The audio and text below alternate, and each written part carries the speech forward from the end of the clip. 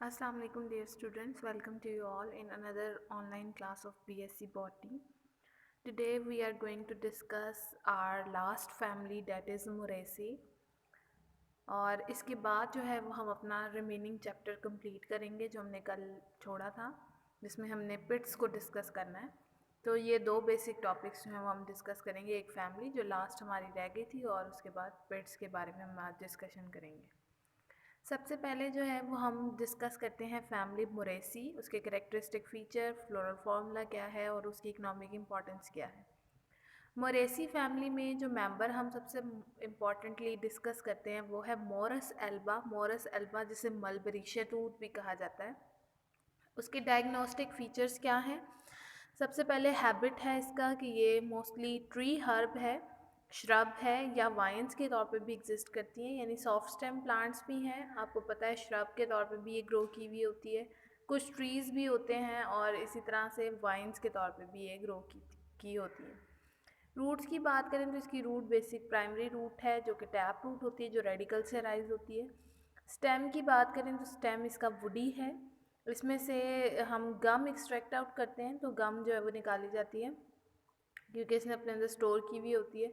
Leaves की बात करें तो उसके लीव्स पेटियोलेट हैं, यानी पेटियोल मौजूद है। ऑल्टरनेट लीव्स होते हैं जो कि एक नोड से एक ही लीफ एक डायरेक्शन में राइज होगा। सिंपल लीव्स हैं। स्टिप्यूलेट है यानी कि यहाँ पर स्टिप्यूल मौजूद होती है। इन्फ्लोरेसेंस की बात करें तो इन्फ्लोरेसेंस हम कहते हैं बेसिकली अरेंजमेंट ऑफ फ्लावर है, तो यहाँ पर कैटकिन आपने एक पढ़ी थी इन्फ्लोरेसेंस, या फिर हम हाइपनथोडियम पढ़ते हैं तो वो यहाँ पर आपको कैटकिन इन्फ्लोरेसेंस जो है वो नज़र आती है। फ्लावर की बात करें तो फ्लावर इसका छोटा सा होता है, इनकंसिपिशियस है, ब्रेक्टिएट है यानी कि ब्रेक्ट मौजूद होती है, ब्रेक्टियोलेट्स भी मौजूद हैं, एक्टिनोमॉर्फिक है, more than one plane equal parts में आपको डिवाइड हो नज़र आता है फ्लावर। इनकम्प्लीट फ्लावर है, यहाँ पर भी मेल और फीमेल पार्ट्स जो हैं वो सेपरेट होंगे। फ्लावर्स में यूनिसेक्सुअल, जाहिर सी बात है अगर मेल फ्लावर है तो मेल पार्ट होगा, फीमेल फ्लावर है तो फीमेल पार्ट होगा, एक ही सेक्स एक फ्लावर में अवेलेबल है। और ओवरी सुपीरियर है जिसके लिए हम टर्मिनोलॉजी यूज़ करते हैं हाइपोगाइनस। पेरियंथ की बात करें तो पेरियंथ यहाँ पर 4 है। अब यहाँ पर भी कैलेक्स और करोला जो है वो डिफ्रेंशिएटेड नहीं है, तो इसलिए हमने पेरियंथ की टर्म यूज़ की है। 4 है और वो भी 2 वर्ल्स में अरेंज हुई होती हैं। स्टेमन्स जो हैं वो मेल फ्लावर के अंदर मौजूद हैं, 4 से 5 होते हैं स्टेमन, ऑपोजिट होते हैं टू द पेरियंथ। और कार्पल जो है वो फीमेल फ्लावर के अंदर होगा। कार्पल 2 ही होते हैं, सिंपल ओवरी होती है, सुपीरियर है, एपोकार्पस यानी कि फ्री होती है दोनों कार्पल्स, और प्लेसिटेशन उसमें बेसल है, बेस से अटैच हुए हैं। फ्रूट की बात करें तो फ्रूट बेसिकली अकीन और ड्रुप है, नट्स भी हो सकते हैं। साइकोनस फ्रूट आपने पढ़ी थी एक टर्म, वो भी यहाँ पर एग्जिस्ट कर सकती है। सीड इसका एंडोस्पर्मिक और नॉन एंडोस्पर्मिक दोनों तरह के होते हैं। ये जो है वो इसके फ्लोरल फार्मूला भी दिया हुआ है, फ्लोरल डायग्राम मेल और फीमेल दोनों फ्लावर्स की सेपरेटली दी हुई है। आप देख सकते हैं मेल फ्लावर में सबसे पहले एक्टिनोमॉर्फिक है, फीमेल फ्लावर भी एक्टिनोमॉर्फिक है। मेल फ्लावर में आप मेल का साइन लगाएंगे, ये गलती से उन्होंने फीमेल का लगाया हुआ है, आपने क्या करना है सर्कल के ऊपर एरो मार्क करना है, ये मेल का साइन है, फीमेल उन्होंने ठीक लगाया हुआ है, सर्कल के नीचे प्लस। मेल फ्लावर में भी पेरियंथ है 2+2 और फीमेल फ्लावर में भी 2+2, यानी 2 वर्ल्स में 4 पेरियंट टोटल अरेंज्ड हैं। ठीक है। एंड्रोशियम जो है वो मेल फ्लावर में 4 हैं जबकि फीमेल फ्लावर में वो 0 है। मेल फ्लावर के अंदर गाइनोशियम 0 है और फीमेल फ्लावर में गाइनोशियम 2 हैं, कार्पल 2 थे, जुड़े हुए थे या फ्री थे। ठीक है, फ्री थे, यहाँ पर आपने ब्रैकेट नहीं लगानी। ठीक है, और नीचे जो है वो सुपीरियॉरिटी के लिए हमने लाइन मार्क की है, यहाँ पर गलती से उन्होंने ब्रैकेट लगा दी है। एपोकार्पस मीन फ्री गाइनोशियम है। दोनों की आपको डायग्राम नज़र आ रही है, बाहर 4 पेरियंथ हैं, अंदर 3 एंड्रोशियम है मेल फ्लावर में और फीमेल फ्लावर 4 एंड्रोशियम है मेल फ्लावर में और गाइनोशियम एब्सेंट है। फीमेल फ्लावर में सेंटर में 2 कार्पल्स वाली एक ओवरी है और इसके अलावा एंड्रोशियम मौजूद नहीं है। नीचे डायग्राम देखें तो ये मलबरी का दिखाया हुआ है उन्होंने प्लांट, आपने ये प्लांट ड्रॉ करना है अपनी प्रैक्टिकल कॉपी में। यहाँ पर उन्होंने ब्रेड फ्रूट की डायग्राम दिखाई हुई है। ठीक है, और इसके अलावा जो है ये कैटकिन है मलबरी का। ठीक है, जो आपको मैंने बताया शहतूत जिस तरह से होता है, और ये हाइपनथोडियम है फिग का। ठीक है, आपकी प्रैक्टिकल कॉपी में मोरस एल्बा दिया हुआ है। ठीक है। तो वहाँ से आपने मोरस एल्बा का प्लांट भी ड्रॉ करना है और इसके अलावा उसकी फ्लोरल डायग्राम आप यहाँ से भी कर सकते हैं और वहाँ से भी कर सकते हैं। इकोनॉमिक इम्पॉर्टेंस की बात करें तो इसका जो फ्रूट है बेसिकली वो जाहिर सी बात है एडिबल फ्रूट है जो खाने के लिए इस्तेमाल किया जाता है, जिसमें मलबरी ब्रेड फ्रूट भी आता है। हम इसको शेड के लिए भी इस्तेमाल करते हैं क्योंकि दरख्त होते हैं इसके इस फैमिली में, तो वो बहुत ज़्यादा एक्सीलेंटली ग्रो किए हुए होते हैं और वो शेड प्रोवाइड करते हैं फ्रॉम द सन रेज। इनमें जो इम्पॉर्टेंट मेंबर्स हैं उनमें सबसे पहले तो बड़ का दरख्त आ जाता है जिसे बैनियन ट्री कहते हैं। फिर इसके अलावा पीपल का दरख्त आता है, ठीक है। इसके अलावा जो रबर का दरख्त आता है जिससे कमर्शियली हम रबर भी ऑब्टेन करते हैं, जिसका नाम है फाइकस इलास्टिका। फाइकस की स्पीशीज़ है यहाँ पे। कल्टीवेशन ऑफ सिल्क वॉर्म की बात करें तो सिल्क वॉर्म आपको पता है ये रेशम का कीड़ा जो है वो शहतूत के दरख्त के ऊपर ही ग्रो करता है। तो शहतूत के मलबरी के जो लीव्स होते हैं वहाँ पर सिल्क वॉर्म को ग्रो करवाया जाता है। सिल्क वॉर्म से फिर सिल्क प्रोड्यूस किया जाता है और वो बहुत ज़्यादा कमर्शियली इम्पॉर्टेंट होता है। पेपर की बात करें तो मलबरी की जो बार्क है उससे पेपर भी बनाया जाता है। इसी तरह से कमर्शियल फाइबर भी ऑब्टेन की जाती है फ्रॉम कैनाबिस, ठीक है। उसे रोप्स वगैरह रस्सियाँ बनाने के काम में लाया जाता है। ड्रग्स की बात करें तो इस फैमिली की बहुत सारे प्लांट्स ऐसे भी हैं जो कि ड्रग्स बनाने में इन्वॉल्व हैं, जैसे यहाँ पर उन्होंने आपको जो है वो दिया हुआ भंग, कैनाबिस सैटिवा भी इसका एक मेंबर है। तो नारकोटिक्स या ड्रग्स वगैरह की प्रोडक्शन यहाँ से हो जाती है। पेरेंट्स और सॉप्स की बात करें तो कैनाबिस के अंदर से सीड्स में से जो है वो एक स्पेसिफिक ऑयल जो है वो यील्ड किया जाता है जो कि सोप और पेंट इंडस्ट्री में इस्तेमाल होता है। डिस्ट्रीब्यूशन पैटर्न की बात करें तो इस फैमिली के 55 जेनराज हैं, 1000 स्पीशीज़ हैं तकरीबन, जो कि ट्रॉपिकल एरियाज़ में वाइल्ड डिस्ट्रीब्यूटेड हैं। इसके अलावा टेम्परेट रीजन में भी एग्जिस्ट करती है, यानी जहाँ रेनफॉल ज़्यादा है वहाँ पर भी है और जहाँ सारे सीजन्स रन करते हैं वहाँ पर भी एग्जिस्ट करते हैं। कॉमन स्पीशीज़ आपने याद रखनी है, मोरस एल्बा है, मलबरी, शहतूत, फाइकस एट्रियल है एक ट्री है, फाइकस बेंगलेंसिस बैनियन ट्री है, फाइकस इलास्टिका जो है ये इलास्टिका है TICA, रबर प्लांट है, फाइकस रिलीजियोसा ये पीपल का दरख्त है। तो ये सारे इम्पॉर्टेंट मेंबर्स हैं इस फैमिली के, मलबरी के, मोरेसी फैमिली के, और सबसे इम्पॉर्टेंट मलबरी है उसका मेंबर। अच्छा, नेक्स्ट हम मूव करते हैं जो हमारा लास्ट टॉपिक रह गया था पिट्स वाला सेल वॉल के अंदर जो हम डिस्कस कर रहे थे कल।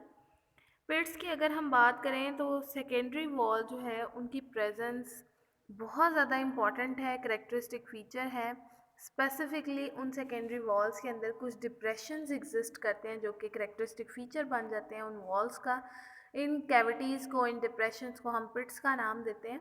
ये डिप्रेशन प्राइमरी वॉल्स के अंदर भी मौजूद होती हैं और सेकेंडरी वॉल्स उन्हें डिफ्रेंशिएट भी करती हुई नज़र आ रही होती हैं, ठीक है। वो डेवलपमेंट या स्ट्रक्चर की बेस पर आप डिफ्रेंशिएट कर सकते हैं।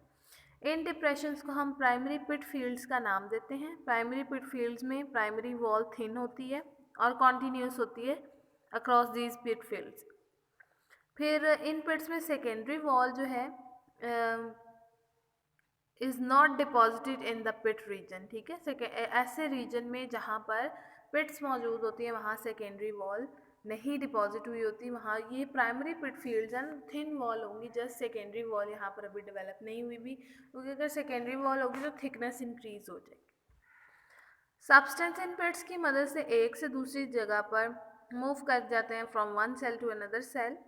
Each pit contain a complementary pit exactly opposited, हर एक के ऑपोजिट एक पिट जो है वो मौजूद होती है वॉल नेबरिंग सेल के अंदर भी, ताकि इजीली मटेरियल ट्रांसफ़र हो सके। ऐसी पिट्स मॉर्फोलॉजिकली और फंक्शनली एक पेयर बना लेती हैं, इसको हम पिट पेयर का नाम देते हैं। The cavity form by break in the secondary wall is known as pit cavity. अगर सेकेंडरी वॉल ब्रेक हो गई है तो वहाँ पर एक कैविटी डिप्रेशन प्रोड्यूस हो गई, जिसे हम पिट कैविटी का नाम देंगे। प्राइमरी सेल वॉल के इर्द गिर्द जो है मेम्ब्रेन होगी, बेसिकली इसी तरह मिडल लैमेला है और जो पिट कैविटीज़ हैं, ठीक है, पिट पेयर्स में, उसे हम पिट मेम्ब्रेन या पिट क्लोजिंग मेम्ब्रेन का नाम देते हैं, ठीक है। वो मेम्ब्रेन जिसमें प्राइमरी सेल वॉल है, मिडल लैमेला है और वो पिट कैविटीज़ को सेपरेट कर रही है, तो ये हमारे पास पिट मेम्ब्रेन कहलाती है। फिर ये जो पिट की ओपनिंग है on the inner side of the cell wall, इसे हम नाम देते हैं पिट अपर्चर का। अगर जो अंदर वाली साइड पर ओपनिंग है उसको हम पिट अपर्चर कह रहे हैं। जहाँ से कैविटी बन गई है वो पिट कैविटी है। दो पिट सामने सामने है तो पिट पेयर है। अगर एक ही पिट है तो वो थिन प्राइमरी वॉल के साथ तो वो प्राइमरी पिट फील्ड है।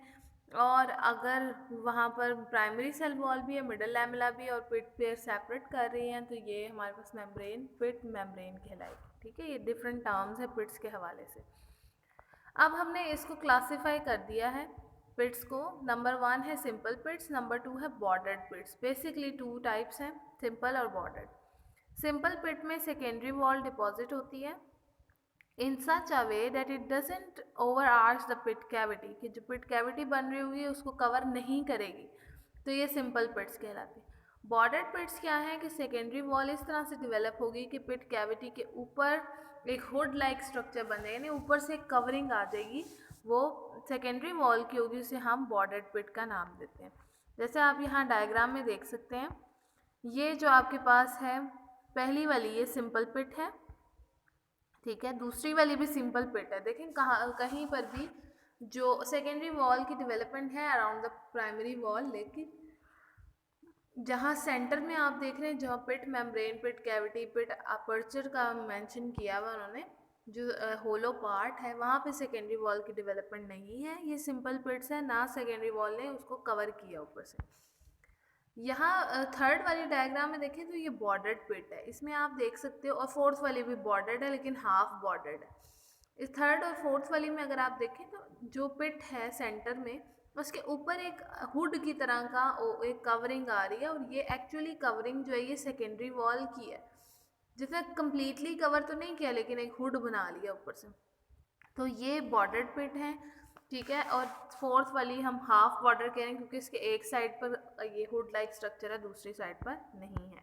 ठीक है, हाफ बॉर्डर्ड पिट की बात करें तो अगर वन पिट जो है वो सिंपल है और दूसरी बॉर्डर्ड है तो उसको हाफ बॉर्डर्ड कह रहे हैं। ठीक है, अच्छा, सिंपल पिट पेयर आपने देख लिया कि दो पिट पेयर्स हैं तो सिंपल है, अगर दोनों बॉर्डर्ड हैं ऊपर कवरिंग आगे हुड लाइक तो बॉर्डर्ड पिट पेयर है, और अगर हाफ साइड पर है तो हाफ बॉर्डर्ड पिट है। एक होती है ब्लाइंड पिट, कि अगर पिट विदाउट इट्स ऑपोजिट पार्टनर मौजूद है या ऑपोजिट है तो it is an intercellular space, जिसे हम कहेंगे ब्लाइंड पिट। ठीक है, कि अगर एक साइड पर पिट मौजूद है उसका ऑपोजिट पार्टनर एब्सेंट है और वहाँ पर जो है वो एक इंटरसेलुलर स्पेस बन गई है तो ये हमारे पास ब्लाइंड पिट कहलाएगी।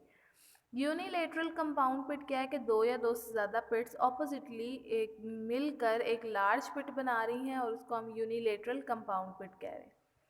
फिर पिट कैविटी जो सिंपल पिट की है वो यूनिफॉर्म डायमीटर की होती है, उसकी लेंथ विड्थ सब यूनिफॉर्म होती है throughout the pit aperture. ठीक है, ये ज़्यादातर पैरेन्काइमा सेल्स फाइबर्स और स्क्लाइड्स वगैरह में होती है। एक टर्म हम यूज़ करते हैं टॉरस की, आपको डायग्राम में टॉरस दिखाया भी हुआ है ब्लैक कलर का। ठीक है, कुछ प्लांट्स के अंदर पिट मेम्ब्रेन जो बॉर्डर्ड पिट पेयर है वो थिक होता है फ्रॉम द सेंटर और वो एक डिस्क लाइक स्ट्रक्चर बना लेता है जिसको हम नाम देते हैं टॉरस। अब आप देखें ये है बॉर्डर्ड पिट के सेंटर में ज़्यादा थिकनेस अपीयर हो गई है जो डिस्क की शेप में कन्वर्ट हो गई, तो हमने इसको टॉरस का नाम दे दिया हुआ। ठीक है, फिर हम बात करते हैं टाइप ऑफ पिटिंग की। पिटिंग टाइप्स में अगर आप देखें तो जो बॉर्डर्ड पिट्स हैं वो बेसिकली ट्रेकेरी एलिमेंट्स और फाइबर ट्रेकेरी यानी जाइलम और फ्लोएम में मौजूद होती हैं। बॉर्डर्ड पिट्स जो हैं वो ट्रेकेरी एलिमेंट्स में बहुत सारी वैरायटी ऑफ अरेंजमेंट शो करती हैं और इसी बेस पर हम कहते हैं कि अरेंजमेंट जो उनकी है उसी वजह से शेप भी चेंज हो रही होती है। फिर कुछ पिट्स एलोंगेटेड होती हैं लेंथ वाइज, कुछ लीनियर होती हैं, कुछ लैडर लाइक यानी कि स्टेयर्स की फॉर्म में अरेंज हुई भी होती हैं। ऐसी पिट्स को हम स्क्लेरिफॉर्म पिटिंग का नाम देते हैं जो स्टेयर्स की फॉर्म में अरेंजमेंट शो करती हैं। कुछ सर्कुलर होती हैं, ठीक है, कुछ वॉल के साथ हॉरिजॉन्टली अरेंज होती हैं, इनको हम ऑपोजिट पिटिंग कहते हैं। फिर कुछ जो है वो सर्कुलर हैं, एलोंगेटेड हैं और डायगोनल हैं यानी कि ऑब्लिकली लाइनिंग है, आप कह लें वो बिल्कुल सीधी नहीं है बल्कि थोड़ी सी तिरछी होंगी और वो इस तरह से एग्जिस्ट करी हैं वॉल की लाइनिंग के साथ, इसे हम डायगोनल कहते हैं, इन्हें हम ऑल्टरनेट पिटिंग कहते हैं। मैंने यहाँ पर भी 3 टाइप्स की पिट्स आपको बता दी हैं। बॉर्डर पिट्स में स्क्लेरिफॉर्म है, ऑपोजिट है और ऑल्टरनेट पिटिंग है। ठीक है, तो ये हमारा पिटिंग के हवाले से लेक्चर था। अब हम स्टार्ट करते हैं हमारा next chapter, that is chapter 14, tissue types and tissue system. Tissue types और टिश्यू सिस्टम में हमारे पास दो टाइप्स के मेन टिश्यूज़ हैं। ये हमने कल भी थोड़ी सी डिस्कशन की हुई है। सबसे पहले टिश्यूज़ हैं मेरिस्टेमेटिक और दूसरे हैं परमानेंट टिश्यू। मेरिस्टेमेटिक टिश्यूज़ की बात करें तो basically these tissues composed of immature non well differentiated sales, और ये वो सेल्स हैं जिनकी एबिलिटी है कि वो डिवाइड करते रहते हैं, डिवीजन एबिलिटी है, तो हम इन्हें मेरिस्टेमेटिक टिश्यूज़ कहते हैं। कुछ होते हैं permanent tissues. Permanent tissues actually वो टिश्यूज़ हैं जो कि डिफरेंशिएटेड होते हैं, जो प्रॉपरली मेच्योर हो चुके होते हैं, जिनमें ग्रोथ रुक चुकी होती है, डेड हो चुके होते हैं, इनकी थिक और थिन सेल वॉल हो सकती है। अच्छा, इसके अलावा ये टिश्यूज़ जो हैं ओरिजिनेट मेरिस्टेम से ही हुए हैं, मेरिस्टेमेटिक टिश्यू से, लेकिन अब ये डिफरेंशिएटेड हो चुके हैं, तो इन्हें हम परमानेंट टिश्यूज़ का नाम देते हैं। यानी आपने याद रखना दो तरह के टिश्यूज़ हैं, मेरिस्टेमेटिक और परमानेंट। ऑब्वियसली जो मेरिस्टेमेटिक टिश्यूज़ होंगे वो इमेच्योर होंगे, उनमें डिवीजन की एबिलिटी है क्योंकि वो डिवाइड ही होते रहते हैं, इसलिए वो कभी मेच्योर नहीं होते, लेंथ विड्थ इंक्रीज करते रहते हैं प्लांट की। लेकिन परमानेंट टिश्यूज़ जो हैं वो डिफरेंशिएटेड होते हैं, उनका प्रॉपर फंक्शन परफॉर्म कर रहे होते हैं, ओरिजिन उनका मेरिस्टेम ही है, लेकिन उनकी ग्रोथ रुक चुकी होती है। हाँ, अगर लाइफ के किसी टाइम में उन्हें ऐसा लगे कि उनको ज़रूरत है डिवीजन की, तो सम टाइम कुछ परमानेंट टिश्यू दोबारा से ग्रोथ को रिज्यूम भी कर लेते हैं, दोबारा ग्रोथ स्टार्ट कर देते हैं, ठीक है। लेकिन ओवरऑल अगर हम देखें तो ये ग्रोथ शो नहीं करते, डिवीजन शो नहीं करते हैं। मेरिस्टेमेटिक टिश्यूज़ में मेरिस्टेम वर्ड ग्रीक वर्ड है मेरिस्टोस से निकला है, जिसका मतलब था डिविजिबल, जो डिवाइड कर सकते हैं। तो cell division activity basically characteristic feature है इन टिश्यूज़ का, ठीक है। डिवाइड करेंगे ये हमेशा during developmental stages. All cell of an embryo divide, but as the growth proceed the cell division become restricted to special part of plant. अब आपको सबको पता है कि जब प्लांट ग्रो कर रहा होता है तो बेसिकली सारे सेल्स उसके एम्ब्रियो के डिवाइड करते हैं, लेकिन जैसे जैसे ग्रोथ होती जाती है फर्दर, उनकी ग्रोथ किसी ख़ास पार्ट तक ही महदूद हो जाती है, जब उनके वो पार्ट्स डेवलप हो जाते हैं, ठीक है। फिर सारे का सारा प्लांट इकट्ठा नहीं ग्रो कर रहा होता, एम्ब्रियो में सब जगह इकट्ठी डिवीजन हो जाती है लेटर ऑन, जिसको जितनी ज़रूरत है उनके पास वो ख़ास पार्ट्स अवेलेबल होंगे और उसी हवाले से वो ग्रोथ को रिप्रेजेंट करेंगे। तो ये जो पार्ट्स हैं बेसिकली इनमें जो टिश्यूज़ होंगे वो एम्ब्रियोनिक रहते हैं, यानी उनकी एबिलिटी रहती है उन सेल्स की कि वो डिवाइड करते रहते हैं। ये मेरिस्टेमेटिक टिश्यूज़ कहलाते हैं, इन्हें मेरिस्टेम्स का नाम देते हैं।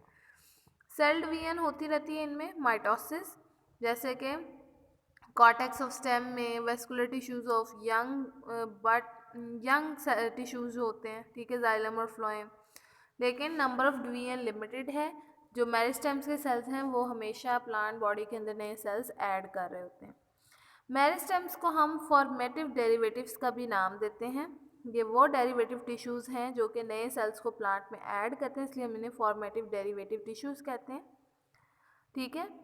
अच्छा, साथ साथ ये अपना नंबर भी इंक्रीज़ कर रहे होते हैं, अपने आप को भी परपेचुएट कर रहे हैं, अपनी अपनी ग्रोथ भी इंक्रीज़ कर रहे हैं ताकि ज़्यादा से ज़्यादा मेरिस्टेम्स बने और फिर वो डिवीजन में हेल्पफुल हो सकें। एक्टिव मेरिस्टेम के अंदर some product of cell division remain meristematic, उन्हें हम इनिशिएटिंग सेल कहते हैं। हमेशा आपके पास जो मेरिस्टेम्स एक्टिव होंगे उनमें कुछ पोर्शन हमेशा इनिशिएटिंग सेल्स का रहेगा ताकि जब ज़रूरत हो वो डिवाइड कर सकें। बाकी जो हैं वो डेरिवेटिव्स हो जाते हैं इनिशिएटिंग सेल्स के, यानी वो आगे डिवाइड कर जाते हैं और नए सेल्स जो बनते हैं वो फिर डेरिवेटिव हो गए ना, ठीक है। इनिशिएटिंग सेल्स के डेरिवेटिव रह जाएंगे बाकी। फिर कुछ टिश्यूज़ जो हैं दे अंडरगो डिफ्रेंशिएशन, यानी वो परमानेंट टिश्यूज़ में कन्वर्ट हो जाते हैं, उनकी जो एबिलिटी है डिवाइड करने की वो ख़त्म हो जाती है, वो एम्ब्रियोनिक कैरेक्टर उनका लूज़ हो जाता है, इन्हें हम मेच्योर या परमानेंट टिश्यू कहते हैं। परमानेंट सेल्स न्यूक्लियस के साथ होते हैं, उनमें एबिलिटी होती है ग्रोथ की, वो डिवाइड और रीडिफ्रेंशिएट कर सकते हैं, लेकिन किसी स्पेसिफिक टाइम पीरियड में जब उनकी ज़रूरत होगी। इनमें सेल्स ऑफ कॉर्टेक्स आ जाते हैं, फ्लोएम आ जाते हैं, इसी तरह कॉर्ड कैम्बियम जो फेलोजिन वगैरह है वो इसके अंदर आ जाता है। फिर मेरिस्टेमेटिक सेल्स जो हैं वो usually shape wise thin walled होते हैं, स्फेरिकल हो सकते हैं, आइसोडायमेट्रिक यानी सेम डायमीटर के हो सकते हैं, पॉलीगोनल हो सकते हैं, उनमें प्रोटोप्लाज्म बहुत ज़्यादा होता है, तो इनमें मिनरल्स नहीं होते, क्रिस्टल्स एग्जिस्ट नहीं करते, ठीक है। प्लास्टिड्स जो हैं वो अर्ली स्टेज पर होते हैं एज अ प्रोप्लास्टिड, ठीक है। फिर बहुत सारे मेरिस्टम्स हैं ट्रीडोफाइट्स के और सीड प्रोड्यूसिंग प्लांट्स यानी स्पर्मेटोफाइट्स के, जो कॉन्सिपेशियस वैक्यूल कंटेन करते हैं, उनके पास वैक्यूल भी होता है। फिर वेस्कुलर कैम्बियम में भी समटाइम वैक्यूल जो है वो एग्जिस्ट करता है। तो ये ओवरऑल मेरिस्टम्स के बारे में था, जिसमें हमने बात की कि मेरिस्टम्स जो हैं वो बेसिकली वो टिश्यूज़ हैं जिनमें डिवाइडिंग एबिलिटी है, जो प्लांट एड अप कर रहे होते हैं सेल्स को और अपना नंबर भी इंक्रीज़ करते हैं। लेकिन कुछ टिश्यूज़ हैं जो कि वक्त के साथ डिफ्रेंशिएट हो जाते हैं इनटू मेच्योर फॉर्म और फिर वो टिश्यूज़ जो हैं वो डिवाइड नहीं करते। हाँ, कभी ज़रूरत हो तो वो अपनी ग्रोथ भी करते हैं और साथ साथ टिश्यू दोबारा से ग्रोथ को रिज्यूम कर लेते हैं, बट भी हैं उन्हें हम परमानेंट टिश्यूज़ का नाम देते हैं। तो ये हमारा लेक्चर था, इसी को हम आगे कल कंटिन्यू करेंगे। Thank you so much.